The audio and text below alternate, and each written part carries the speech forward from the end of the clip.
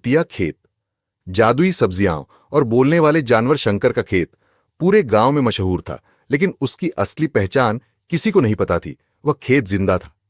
रहस्यमयी एक रात जब छात पूरा था, शंकर ने अपने खेत से अजीब आवाजें सुनी। यहां मत आना, लौट जाओ। आवाजें हवा में गूंज रही थीं।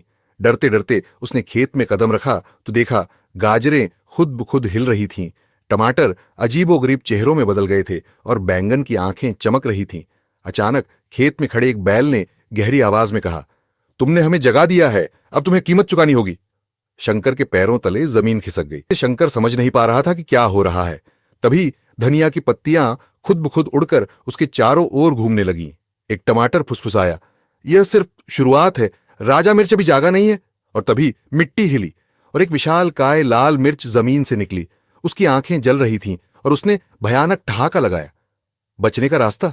शंकर पीछे हटना चाहता था, लेकिन तभी बैल ने कहा, अब कोई रास्ता नहीं, यह खेत अब तुम्हारा नहीं रहा। शंकर भागने लगा, लेकिन मकई के पौधे लताओं की तरह लिपट गए और प्याज के छिलके हवा में उड़कर उसकी आंखों में जलन पैदा करने लगे।